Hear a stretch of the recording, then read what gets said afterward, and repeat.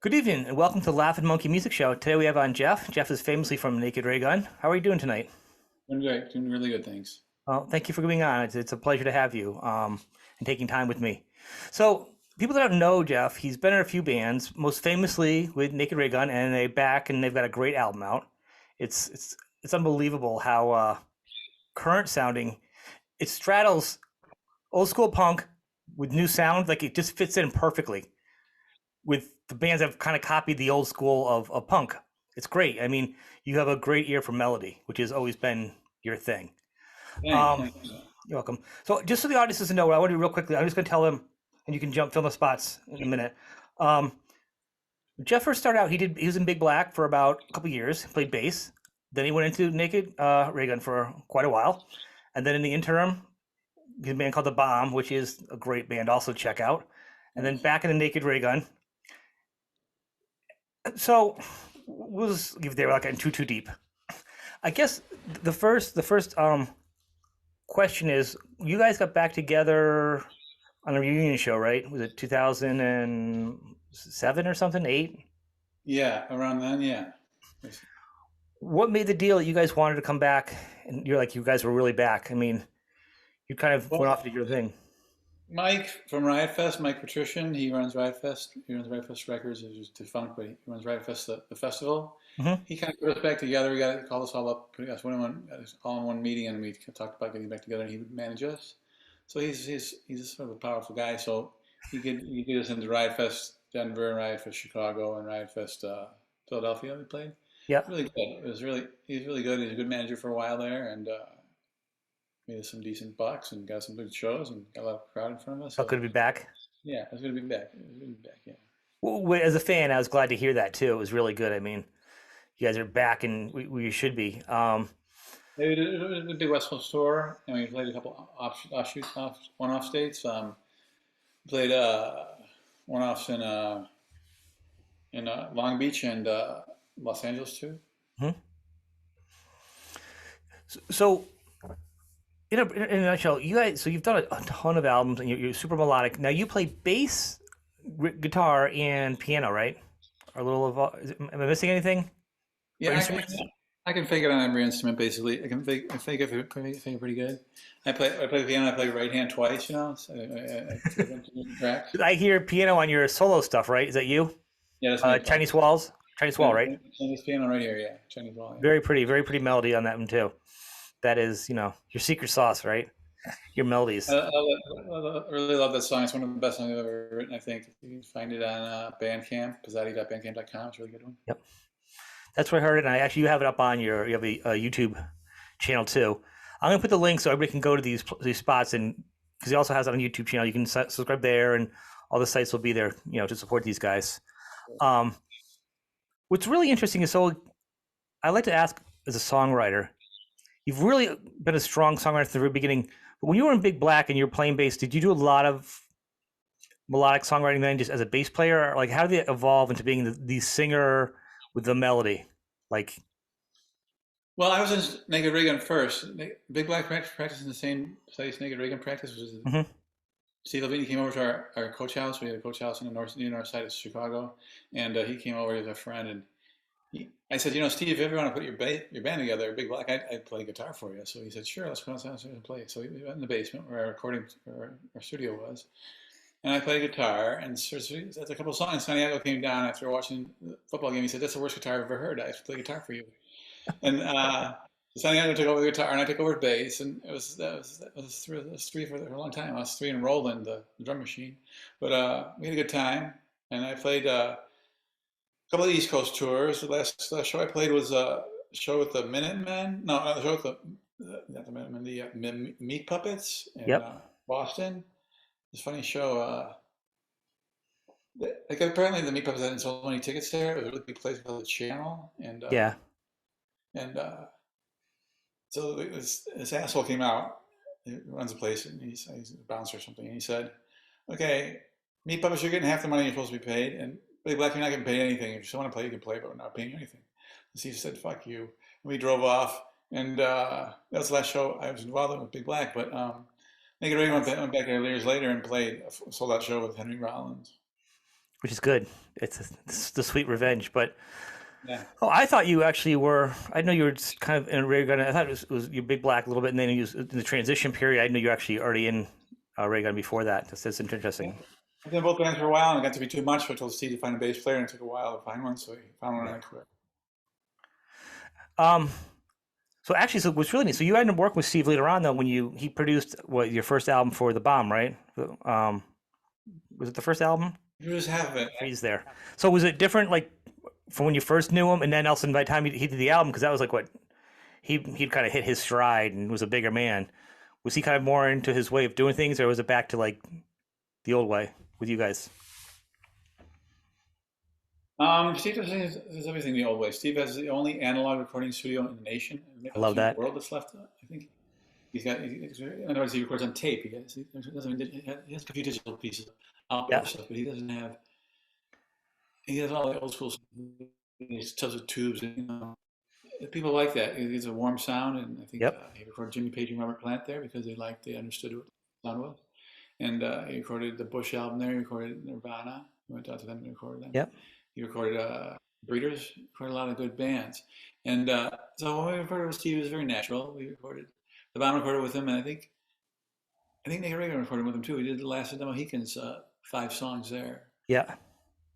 That's great. I mean, I respect him as a musician and as an artist. I know he has his way of doing things, and I kind of like the way he's very, by the book. I know he takes like one salary. He doesn't get points. I don't think, right? He's very much he has his meter of doing things with dealing with the artists, and he's Right. no crap. It's pretty crazy. I mean, yeah, I mean, he could be probably filthy rich, but he's just an artist, which is super commendable nowadays.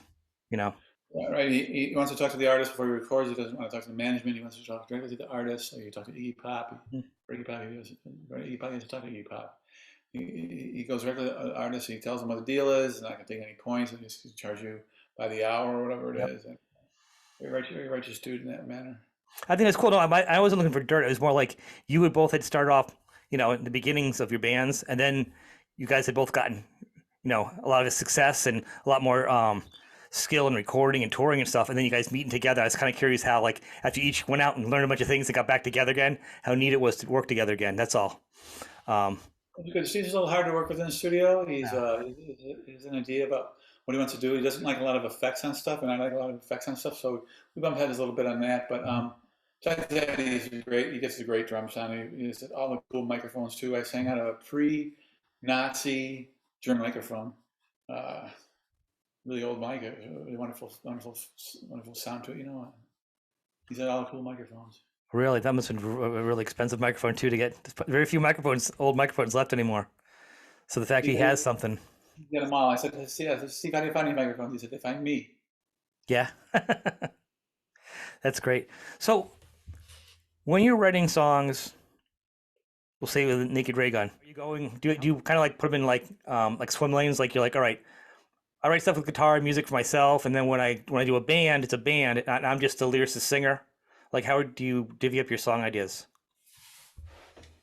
Well, each person in Naked Radio writes their own songs.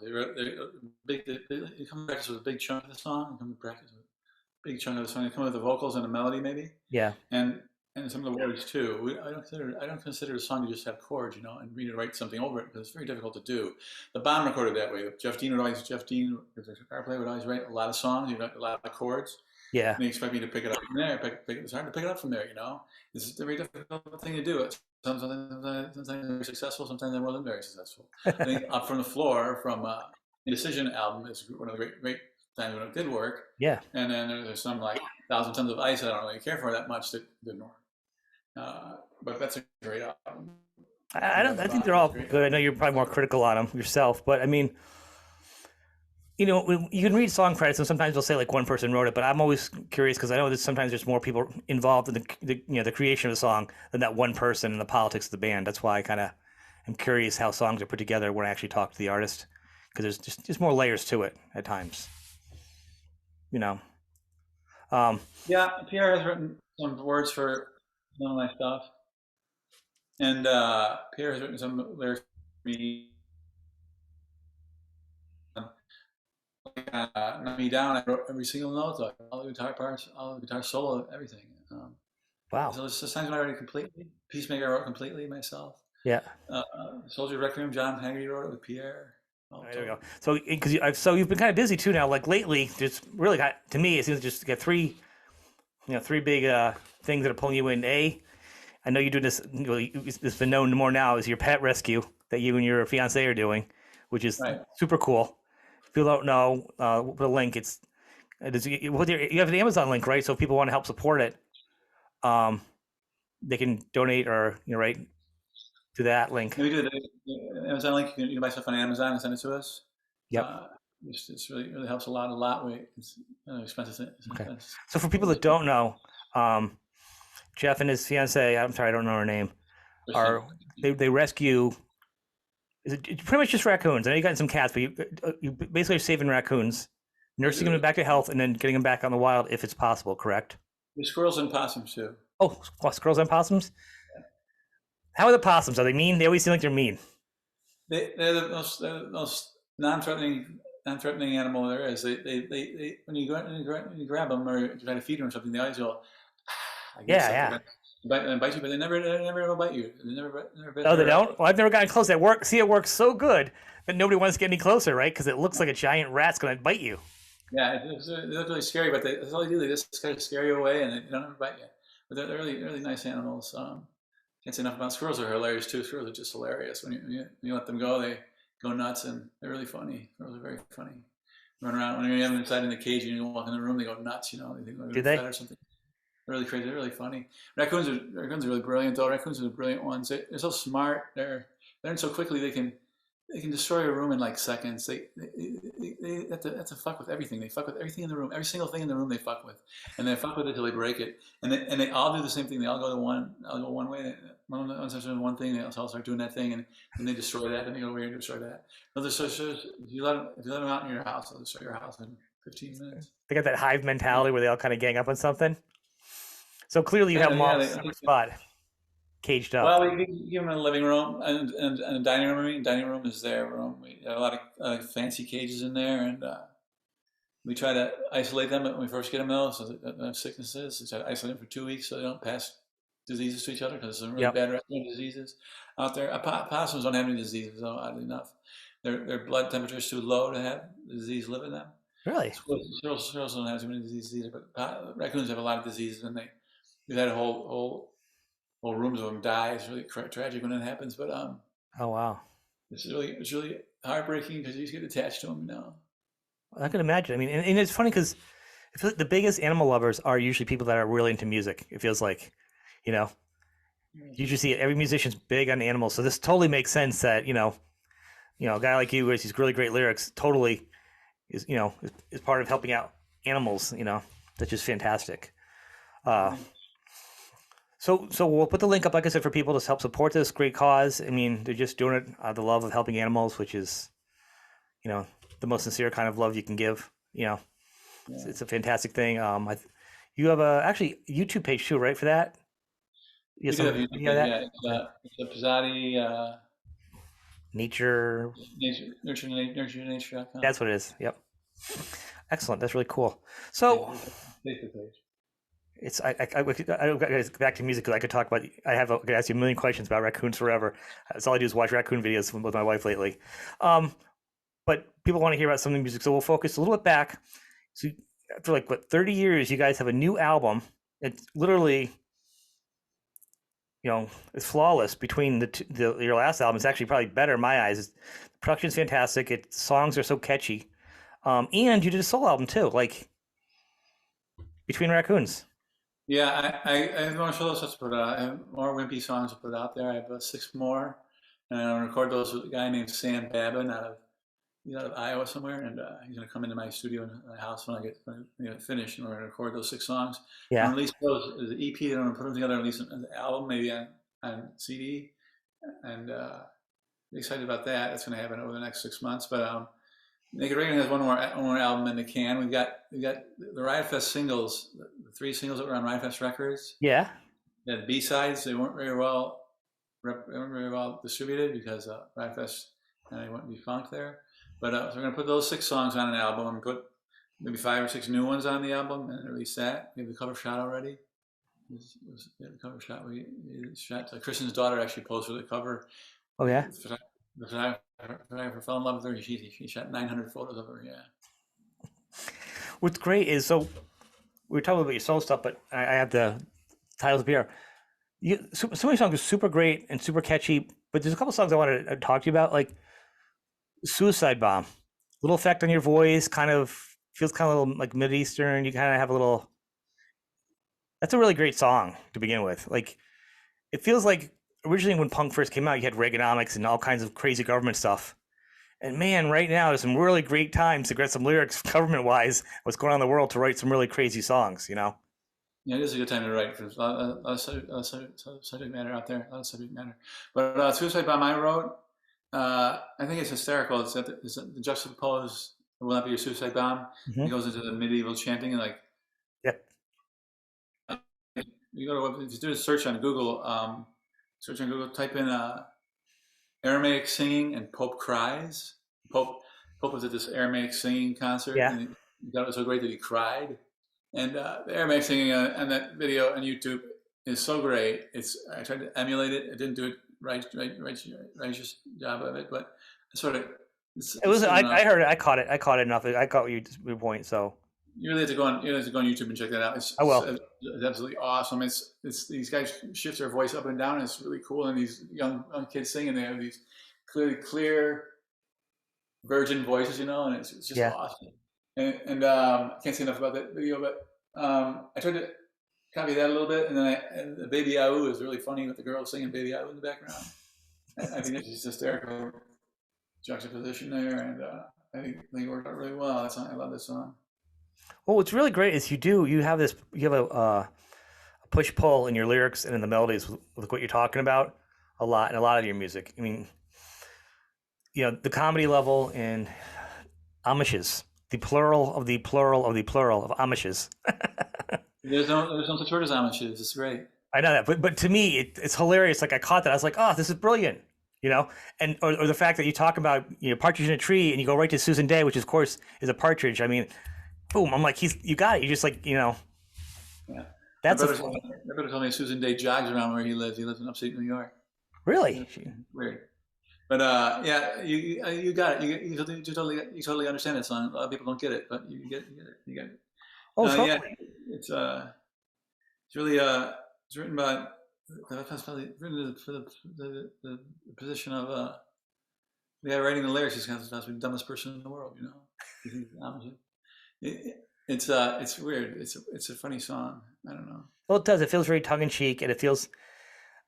That's what one of my favorite things about your lyrics are, because they do always kind of move around a lot. They're not always what they seem to be, or if they are what they seem to be, there's a punch coming around the corner to the setup. Right, yeah, set up in a punchline. Right. He wrote a good verse in Amishes. He wrote the third verse. He wrote, I got demands, but I've got no hostages, and no jihad too. Really good lyrics. So the editing must have been a little bit of pulling on your heartstrings on which one you wanted to keep in the songs. So. Yeah, I mean that. Like I said, that song. I mean, Superheroes is like some really great poppy or punk songs on there. A lot of hooks, a lot of big hooks. Living in the Good Times. I mean, I like the way Broken Things starts off slow and then just kicks in. Yeah, Broken Things is really great. Broken Things is Eric wrote that. It's just so touching, so poignant, and really touches you. It's a very emotional song, and. It's how he looks at things is kind of a bummer. It feels it because you're singing. It's just like you and guitar, but you're really. It's a powerful thing. It's not like you're whispering. You're really emoting it out there. And then the next time the band jumps in with the same power of what you're doing with your voice. And we're not even talking about the lyrics. That was electric guitar in the beginning. It seems like but it seems like a clean guitar though. It's not the fuzzy guitars. We made it an acoustic guitar at the end. We recorded one as an acoustic guitar, but it originally had an electric guitar there. But yeah, the words are really good. I like last verse is great. It's Success replaced by chaos. Good times Yep. never gonna find me. I wonder what's ahead of us. For now, I'm just keeping the beat in the bad company. Some telling you, these are some great, fun lyrics. You know. It doesn't get much more pitiful than that, you know. And another verse is great is uh, let it go. I don't know. One of the ones about my head in my palm, you know. Yeah. Well, I mean, the whole thing, like, and say down with just out the title over the overlords is a great play on words, and but when I'm listening to it, it was really fun. I listened to this album when it first came out, and I'm listening to it because it's just fun. You can hear it right at the gate. They can be somebody younger, and hear it, not know who you are, and be like, oh my god, this is great, Nick. But with whatever their hot topic bands, it fits. It's catchy. But when you listen to it, I'm like, wait, what? I had to play it back in because your lyrics, you're like, wait, what? Because it's a little bit more. You know, Yeah, the album keeps giving. I think it's our best album yet. I think it's better than All Rise, and I love All Rise. arguably, I'd have to say I'm on uh, yeah, maybe. So I've been listening to this one so much now. I don't know. I think I'm kind of jaded at this point because I also love the production on this one. Production's great. You see Gillis used to be in a band with Filter. They had a Oh song yeah, named yep. and I shot. But he built a studio in Chicago. I helped. I designed the heating and air conditioning for him. My other job, my day job. But Eric helped build it too, and it's a great studio. And he's a real talented guy. He spent a lot of time making it sound good, and I think he did a great job. And he took it. He took it. He did a fantastic job in production. I'm a big production guy. I went to school for that too early on. It's He was so interested in the album and us that he let us go into debt a little bit with him, and we mhm. were able to keep recording because of that. And also, he got involved in the mastering of it. He Okay. brought it down to this guy in Nashville. The guy used to be in New York City. He moved to Nashville. He's a big time mastering guy. He actually mastered the Hotel California by the Eagles Wow. in his repertoire. So Dan knew what he was doing. Steve went down there and mastered it with him. So it really sounds great. That Really must have been functional. awesome to do. Really Yeah. exciting, huh? Well, so okay, so actually, you brought up a good point. So you actually were, you said you did like heating, air conditioning, kind of engineering design, right? Right. Yeah. It kind of ties into because, I mean, you kind of do engineer and design a song in a certain way too. There's a very practical way you kind of do things. The way the brain works. Your wheelhouse. Yeah, as far as I put it together that same way. Engineering, yeah, put it together in pieces. Yeah. I can imagine, which is kind of interesting. How did you end up doing that? Like between all the music, is that just something that you just naturally were into, mechanically? My dad owned a big contracting, a decent sized contracting company in Chicago. They did heading and air conditioning. My father Yeah. owned it, and I went to. He said, if you graduate as mechanical engineer in college, I'll hire you right off the that. So I went to school as an engineer. I went to school at U of I, but U of I in Chicago, so I could be in a band. Hmm. And I was in Nick Reagan the whole time I was in college, and graduated with a Bachelor of Science in mechanical engineering. I didn't work for my dad. I didn't know how to do anything at first. I don't know all the theory, but I didn't know any of the practical stuff. So every day I would sit in my office, and I would go in his office after that. I had a problem. I'd sit there and wait till he got off the phone. It took a half hour. I'd say, Daddy, how do you do this? And he'd tell me how to do it. And I became a really good engineer. I became a guy. My dad sold his company to a big corporation in Chicago, a company that had like 30 companies our size, Wow. and then, and uh, and I ran it for 9 years. And then this young whippersnapper salesman came along, said, "We got to leave here. We got to start our own company." So we bought an older fellow's company in Summit, Illinois, in 60th and Harlem, Summit, Illinois, going for Summit, and he didn't have anybody to leave his company to, so we bought it from him, and we increased the sales. I was there, and Dave was there. We increased the sales from $1 million a year sales to $12 million a year sales Wow. in the 6 or 7 years I was there. And he bought me out, and I retired then. Good. Congratulations on that. And but I really like engineering. Engineering is wonderful. I used to like AutoCAD. I used to like drafting and drawing and making things work and solving people's problems. How things work, yeah. Go into some factory and solve a problem that you feel really good about, you know. So But as a songwriter, it feels like it ties in to a lot of the layers in your songs and the music and the lyrics and the melodies that overlap. It feels like it's not like engineered as in like a fabricated pop song, but it's engineered as it's got a lot of moving parts to it that have to work together and complement each other without working against each other. Because too much will pull away. but it's a balance, you know. Yeah, Bill always said, Jeff comes to practice with these songs, and we say, is this really a song? It doesn't sound like it's done, but it is done. It's subtleties to it, you know, like you say on Suicide Bomb, at the end, the chorus before the very end, it's got the girl singing, Yeah, and how can it possibly go with the guitar part? But it does go with the guitar part perfectly. And then the guitar is climbing up, and that's like doing that thing, but it fits perfectly somehow. I don't know. It's really good. it's great. It's kind of like smart punk because it's not. And I think it's really. I think actually, the more you know about people that are punk musicians, a lot of them are very like well educated, got degrees and stuff you wouldn't think. It's really funny that people have that. They look down. You know what I'm saying? Oh, they're just a punker. They don't really know much. But a lot of punk people know way more than everybody else. They just choose not to, be elitist. Choose not to participate in the mainstream. Yeah. They I know a lot of punk rockers like Pierre Cazzi is the most genius guy there ever was. He just never went to college. His brother's a lawyer, state's attorney for Illinois. He prosecutes people, puts them in jail.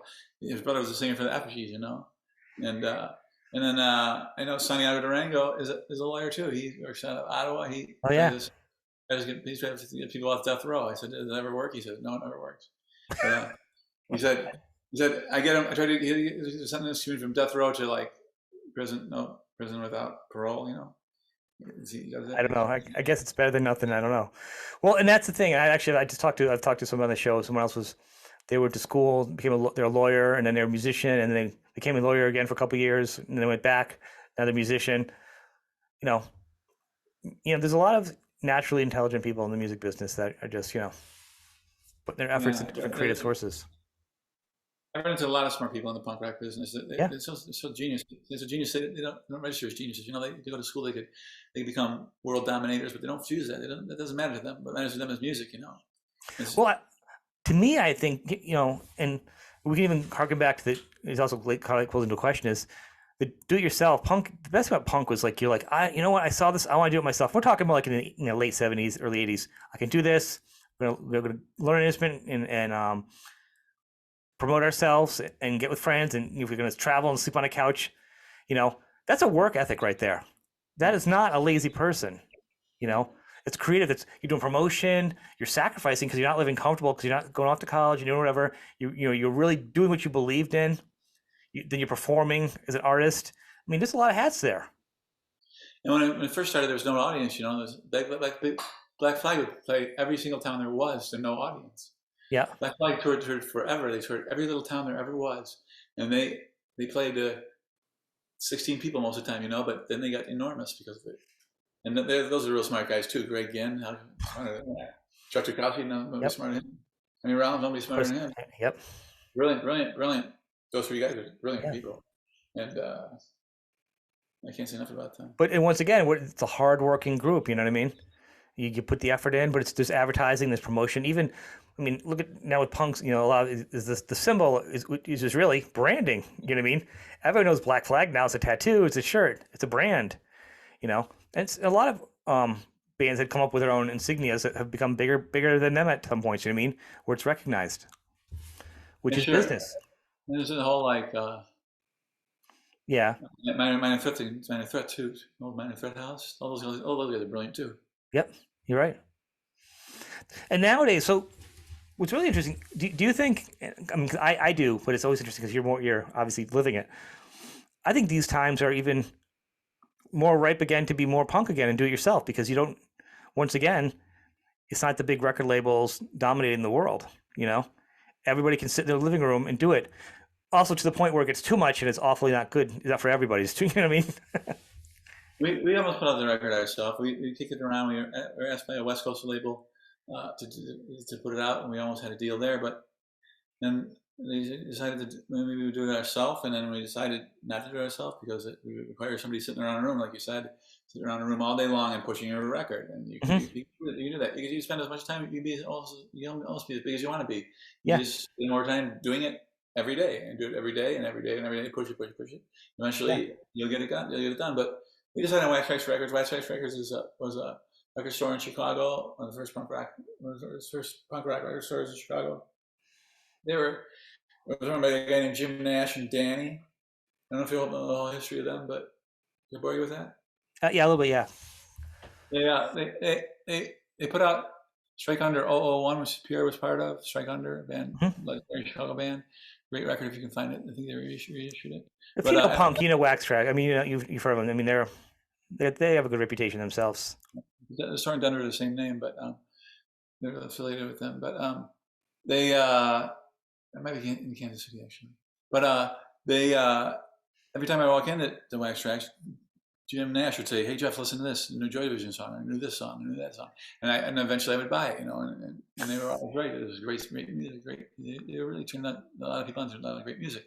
Then he passed away, and Danny passed away, and it was Wax Tracks was no more for a long time. And when they were around, they put out a lot of industrial music, about like Front 242 and Ministry, and a lot of Yep. That's where I heard them from, Ministry. My Life with Real Kill Call. Yep. Frankie Outlaw. And they put out a lot of Palehead. Eric especially big drum in the Palehead song.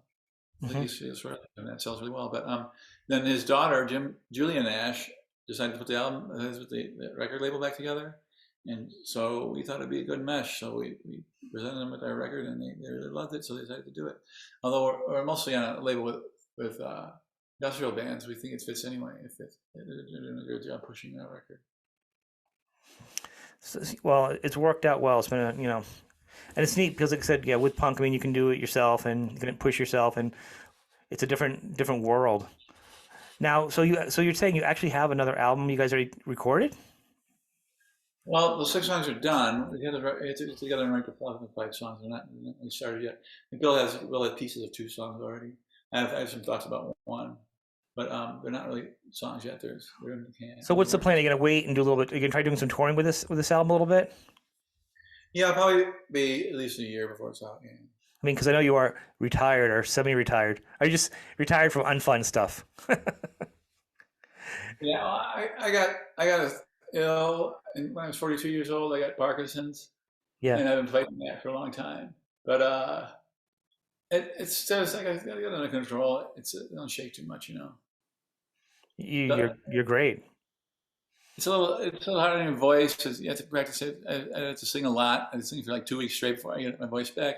I could do that, and it's a balancing. I tip over a lot, and that's a balancing being on stage. So hopefully I'll be able to get back on stage, but we'll see how it goes. I was trying new drugs and stuff. I'm sorry. Does being on the road, like, also because battling, because you're almost in a battle with your body, it's probably gonna be a challenge also if you're touring or something, right? Because you gotta be on a normal schedule and eating, and I imagine you want to have the perfect situation for yourself every day to maximize your use of your body, right? Ideally, you'd play every other day, but it's not easy until you play every day. You drive for 8 hours and see the alley and see darkness. You're never out in the daytime. You're just in a van the whole day. But if we could, since it's a little bigger, we can afford to maybe take a day off in between every show. That would really help me out. Maybe we might tour like that. But we played the West Coast. We played 11 shows in 12 days or something. It was pretty grueling. Now so when did you start realizing you had Parkinson's and you started to affect you in playing? I was 42. Yeah. I was got diagnosed with it. Now I'm 61. So a long time ago. I did it for 19 years. But I have a different thought than Parkinson's than most people do. I have Parkinson's. I think you should never let the symptoms get so bad that they're bad, because it can go really low. You can become a shaking little blob of jelly on the floor if you're not careful. And right. I like to stay up on my dopamine. Kristen, my fiance, found this natural bean out of India. It's ground up and shipped it over here by the caseload. And I take 1 teaspoon with it every dose of my medicine. So I take it 4 times a day. Yeah. One tablespoon, I mean. And it keeps me steady. It's like all dopamine. So it keeps you up. And it really kind of knocks down the symptoms a lot. Helps a lot. Wow. I tried some CBD stuff recently. It's going to straighten me out too. Low THC content, some pot. Well, it's inspirational what you're doing too. Like some people, when they get sick or they have a health issue, they stop everything. Yeah. you do more than somebody that doesn't have it, which is very inspirational. Thanks, thanks. Yeah, it's a battle. It's a battle every day. It's not curable, but it's treatable, and someday they might have a cure for it. It'd be nice. But It'd be nice. I mean, I think you manage it to the best of your ability, and you maximize yourself, and it's fantastic. It really is. So yeah, living day to day, but it, the fact you've had it as long as you have, and like you said, this album is just. It sounds like it was done by a bunch of 18-year-olds. Yeah. The vocals and the energy. I don't even know where you get it. I'm 51. I'd be exhausted recording that album. Really like the album. Bill wrote Superheroes a long time ago. He wrote it for a band called The Tarts. He had a band when the Bombers went first around, like in 2000, 2001. He was in a band called The Tarts. They never really went anywhere. But I was going to sign him to my record label, Jettison Music, for a while there. Yeah. But they decided not to sign with me. But Jettison Music went defunct eventually. But Tarts have actually pressed their album. It's available in very limited quantities. That's about 100 of them or something. So there's some great songs on there, though. It is. It's a great song, and I think it works well with you. You obviously. I mean, I'm looking over the tracks again. I was just listening to it again tonight. And all the songs are good, but I really gotta say, Broken Things. Like it's to me like Suicide Bomb to Broken Things to Amishes to me is like the biggest. Is like the triple punch for me on the album. Like probably my three favorites all go together. Right. Good. Yeah. It's good. It's a good song. The other thing is when you make an album, it's good to make the songs how they all work together, like in a linear thing. You want to have all the songs work next to the order. It's very important, and I think sometimes it gets neglected, like it's just thrown on, or it's just I don't know what they're thinking when they put them together. It took a long time to decide on that album order. We kind of presented it like A side and B side actually. It was really made for a vinyl release. Worked out really well, so we put a strong song on the first side of the flip side, strong song at the end. So we kind of thought of it that way as an album, one complete thought, song by song. They have to go into each other nicely. They have to write on a gap in between songs. Mm-hmm. Some of that noise stuff that's going on in the beginning. Yeah. Jumps right into Go the Spoils, it feeds it back and jumps right in and he slams in. And then after that, the gap is very important too, because you just feel a certain time a song should start, I think it actually flatters. It actually can flatter a song. Like you're like, this is an okay song, and if another good song leads you into it after a while, like, you know what? I didn't get this before. This is a really good song. If you have a good lead in, another one, that's what good continuity in songwriting is. I mean, in putting the songs in a good order. Otherwise, it's like, the cassettes or whatever, records, you're skipping songs. That's usually when you have a really bad order or just a bunch of bad songs, filler songs, you know what I mean? It's one or the other if you're skipping songs. I think this album doesn't have any filler songs, luckily. Yeah. That's. I mean, like the Buzzcocks had hardly any filler songs, Maybe we had one, maybe Mad Judy. That's about it. I hear the Buzzcocks and the energy in it too there. And actually, what song? I don't know. It was recently. I heard you singing a song, and it felt very Morrissey-like. It's beautiful, beautiful song. I can't think of what it was off the top of my head. Oh. No one? No, I think it was a newer one. I heard you. It was up for radio. I hadn't heard it. It was off an interview you did with someone, and they were playing some of your songs. Is it?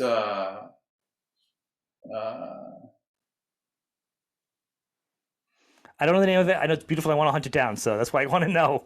Is it on Naked Reagan? Is it the song called Promises? It might be. I'll have to go back and. This magic moment. This house is tuning a toss in the den. The kiss from cutting. Empty lie will be tossed out in jam. Johnny High Time says.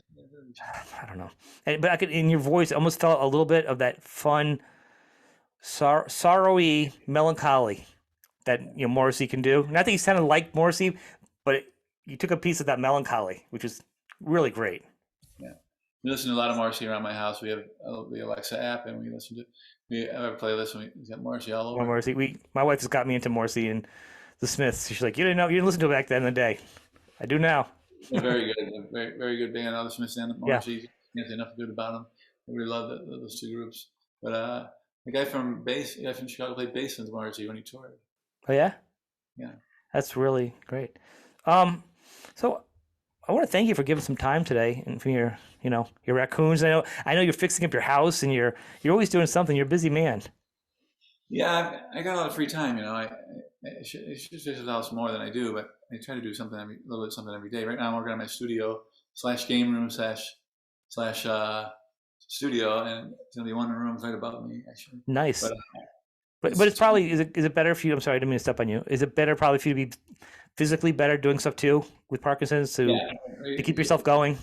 You gotta move around every day. I do a set of exercises. I should do them twice a day. Usually I do it once. So I took physical therapy at the local hospital here. Yeah. Really good for me for a while there. I kind of regressed a little bit since then, but they move around good then. But yeah, you gotta keep moving. You gotta keep moving. Yeah. My mom's 89. My mom's 90 this year. She keeps moving. Women live forever. Yeah. Yeah, in my family too, they live forever. The guys, we're lucky. I'm like, I'm 51. I'm like, I hear the clock ticking. At 51. Yeah. The women in my family, you know, like Betty White. Yeah, in the 90s, 100s. So, you know, that's a different stock. So people want to be able to go out. We'll put the links up for all the stuff. Check out the new Naked Raygun album if you're not aware of it. If you're not aware of Naked Raygun, you've been warned. Check out also the band The Bomb. It's another great band you're in. It is The Bomb because that's the pun everybody makes with that album, but it's really good. The new album's great. You have some solo stuff out, which is really good. Which we were talking about earlier on. You play the piano. It's half a Chinese wall, right? You can tell half a Chinese wall. The name of the song is called. It's like half a Chinese wall. No, it's called "Make Me Whole." It's really pretty. Make me whole. Make me whole. It's yep. The Chinese wall is part of the chorus. That's what I'm thinking. I'm sticking to that part. The Chinese wall part. It's nicknamed the Chinese wall. So this is both on the. Yeah. It's registered with BMI under both names. Maybe some people would call it the Chinese wall song, but yeah. So he's got some great solo stuff. It's like an EP right now. It's on your Bandcamp, and you have a web page for that. I'm sorry, you have a YouTube page for that, and we have a YouTube page for your nature pets, which I'll put up so they can people, you know, if they want to donate to your Amazon account for the animals too, and you know, keep your eyes and ears peeled. You got a lot going on. Yeah. I'm working on guitar hangers, hanging on my guitars on the wall. What kind of space are you in there? Which one? What space are you in? This is my basement. My wife hung up all our instruments. My kids play, and I play. So we have a full. Oh, sorry, I just put a graphic up here. So yeah, it's a full working area. I think there's a keyboard in here and like all kinds of amps. Oh, you can't see them. There we go. Cool. Vox, and I'm a big fan of Vox amps and Orange amps. Those are my favorite sounds, and I like guitars that are pawn shop guitars. You know, you get it for $40 and it's a great guitar or something crazy because it has the best beat up sound. Yeah, yeah. You know, I think you need to guitar sound pretty decent by the right amp. But I'm trying to put my guitars on the wall now in my studio, but it's a plaster building, so it's a little rough. Well, they have a bunch of different things. If you go look, and there's some that do like the side hangs. You know, it's like a one, so you can brace them. So maybe you can like mount something in them and do the screws on each end. And you can just hang them in between if it's got enough strength. These are just the regular hooks. Yeah. My wife's like, I gotta hang those. It has to make it look nice down there for you, because we have them everywhere. The basement. Yeah, we got like my kids play ukuleles. Got some bass guitars, acoustics. This acoustic right here is my daughter's, and she plays bass. And all my kids have played out. And that guitar is the same one that Peter Tork bought, almost the exact same guitar at when we bought that one. We just missed him, and he bought the same guitar from the Monkees. This was obviously a while back because he's not around anymore. Is it It's a Luna. Okay. Yeah, sounds great. We were sponsored by it for 5 minutes. We were sponsored by Guitar Maker. We were sponsored by this guitar right here. We were sponsored by this company, Washburn. Oh yeah. 5 minutes, and we got Bill got an acoustic guitar. The guy built it. The guy actually made it at the factory. He made it and he handed it to Bill and he gave it to him. The handmade Washburn acoustic guitar. That's nice. This I gave it to me. It's a semi-hollow body. It's got one fret hole. One fret hole is hollow. That's next on my list is a hollow body. Yeah, this is hollow. I like this guitar. They sound beautiful. And I got my favorite instrument though is my bass. I have a I have a Rickenbacker 4002 with black with white piping on it.